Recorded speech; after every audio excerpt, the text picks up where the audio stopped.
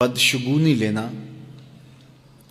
یہ بہت سارے معاشروں میں اور تہذیبوں میں مروج تھا اور اب بھی مروج ہے، لیکن اسلام نے اس کی نفی کی ہے۔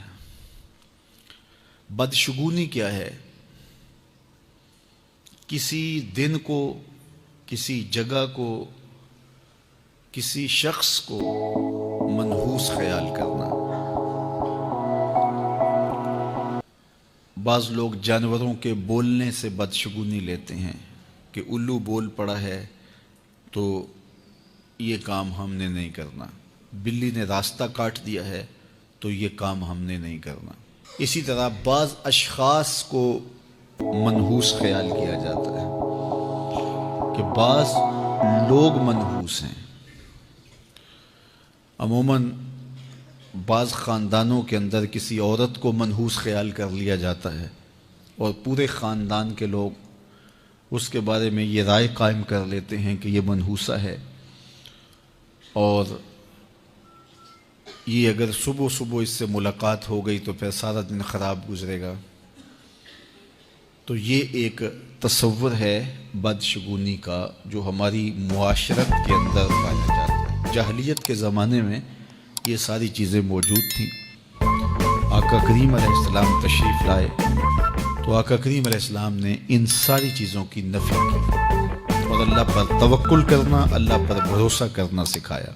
علماء کی صحبت میں بیٹھنے والے لوگ کافی حد تک ان چیزوں سے بچے رہتے ہیں۔ عام لوگوں کی زندگیوں کے اندر یہ چیزیں موجود ہوتی ہیں۔ جاہل پیروں، ملنگوں اور یہ بنگیوں چرسیوں کے پاس بیٹھنے والے لوگوں کے اندر تو کوٹ کوٹ کے یہ ہندوانہ چیزیں رچی بسی ہوتی ہیں۔ اس لیے ہمیں شریعت بیضاء کے مطابق ہی اپنی زندگی گزارنی چاہیے اور اپنے نظریات شریعت سے لینے چاہیے۔ اہل علم کی صحبت میں بیٹھنے سے نور ملتا ہے اور حقیقی رستہ نصیب ہوتا ہے۔ تو کسی کو منحوس قرار دے دینا یہ ہماری اپنی اختراع ہوتی ہے، ہمارا اپنا وسوسہ باطن ہوتا ہے۔ حضور نے ارشاد فرمایا ایک تو متعدی مرض نہیں ہے، اگر میں اس کے پاس بیٹھا تو یہ مرض مجھے اس سے لگ جائے گی۔ دوسری بات ارشاد فرمائی ولا حامتا، الو کا بولنا کوئی معنی نہیں رکھتا، اس کی آواز کوئی معنی نہیں رکھتی۔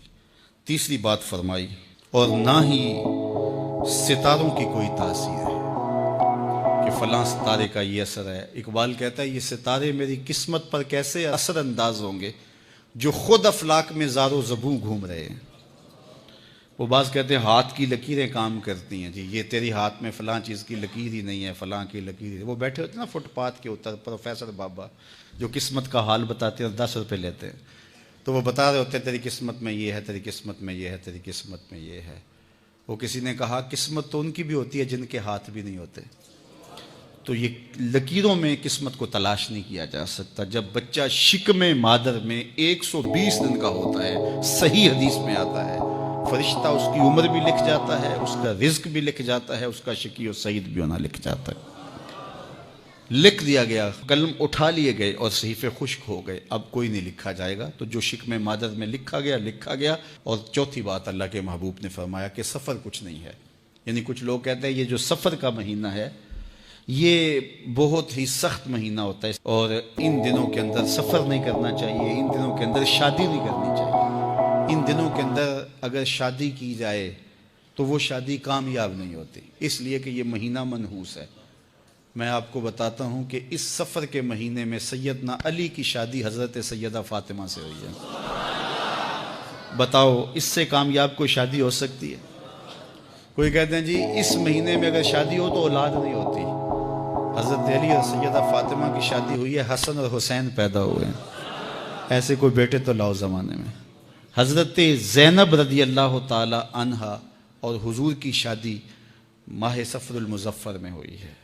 اس لیے ہمارے علماء اس کو خالی سفر کا مہینہ بولنے کے بجائے صفر الخیر یا صفر المظفر کے نام سے پکارتے ہیں، یعنی کامیابی کا مہینہ، خیر کا مہینہ۔ تو یہ محض لوگوں کی اختراعات ہیں۔ تو جس طرح باقی مہینوں میں شادی کرنے میں کوئی حرج نہیں، تو سفر کے مہینے میں بھی شادی کرنے میں کوئی حرج نہیں، آقا کریم نے فرمایا یہ بدشگونی لینا یہ شرک ہے، اللہ کے توکل کے منافی بات ہے۔ اس لیے جاہل لوگوں کا کام ہے کہ لوگوں کو اوہام میں وسوسوں میں مبتلا رکھیں، ضعیف الاعتقادی قائم رہے تاکہ کچھ لوگوں کا کام چلتا رہے، لیکن اللہ کے محبوب جو دین لے کر آئے اس میں اس کو علامت شرک بتایا گیا۔ یہ جو بدشگونی ہے یہ فرمایا تمہارے اندر کا وسوسہ ہے، اور جب کوئی بندہ اندر سے ضعیف الاعتقاد ہوتا ہے تو پھر یہ چیزیں اسے پیش آتی رہتی ہیں، اس کو یہ سمجھتا ہے ہاں اسی وجہ سے ہو رہا ہے۔